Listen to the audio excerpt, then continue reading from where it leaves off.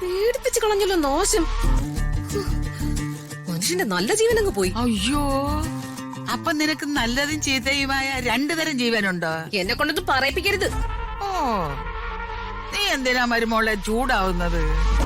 അല്ല, നീ ഇങ്ങനെ വാതുക്കല് വന്ന് പുറത്തോട്ട് നോക്കി നിക്കുന്നത് കണ്ടപ്പം എനിക്കെന്തോ പന്തികേട് തോന്നി.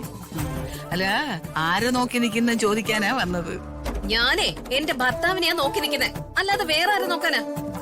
നിന്റെ ഭർത്താവ് ജോലി തിരക്കി ആ വർമ്മ സാറിന്റെ വീട്ടിലേക്ക് പോയിരിക്കല്ലേ. അങ്ങേരൊരു നല്ല മനുഷ്യനായതുകൊണ്ട് ജോലി കൊടുക്കും. പക്ഷേ ഒരു 6 മാസത്തിനകം യോഗ്യനായ നിന്റെ ഭർത്താവ് ജയിലിലേക്കും പോകും. കരുനാക്ക് വളച്ചൊന്നും പറയാതമ്മേ. എന്തായാലും നിങ്ങൾ തന്നെയല്ലേ ജയേട്ടനെ പ്രസവിച്ചത്.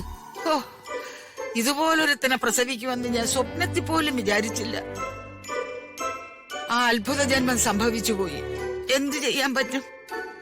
ഓ, ഇതുപോലെ മനുഷ്യനെ വട്ടം ചുറ്റിക്കുന്ന ഒരു മകൻ, അവന് ചേർന്ന ഒരു ഭാര്യ, വകതിരിവില്ലാത്ത വർഗങ്ങള്, ഈനാമ്പേച്ചിക്ക് മരപ്പട്ടി കൂട്ട്.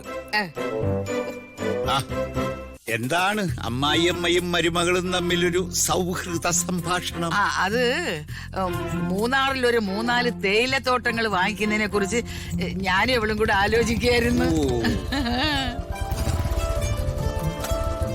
ഓ, ദേ വന്നല്ലോ നിന്റെ കണവൻ ജയചന്ദ്ര മുതലിയാര്.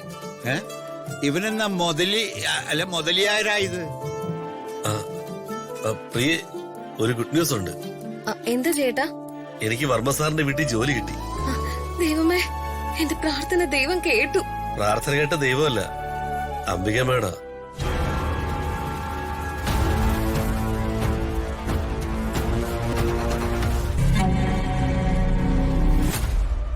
അംബിക മേഡോ?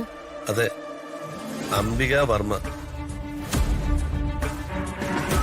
ഞാൻ ഇന്നു മുതല് അംബിക വർമ്മയുടെ പി ആയിട്ട് ചാർജ് എടുത്തു.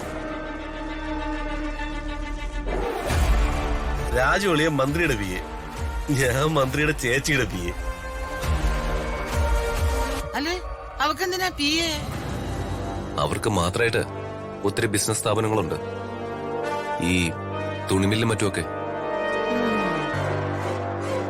മനുഷ്യനിട്ട് മാത്രമല്ല, ബ്രഹ്മാവിന് വരെ ബ്രഹ്മ വയ്ക്കാൻ മടിക്കാത്ത സ്ത്രീയാ അംബികാവർമ്മ. ജോലി ചെയ്യുന്നതൊക്കെ നല്ലത് തന്നെയാ, പക്ഷെ സൂക്ഷിക്കണം. മോനെ, ആ മഠത്തില് രാഘവപിള്ള ചേട്ടൻ മരിച്ചുപോയി. നീ എന്നെ അവിടെ മരുന്ന്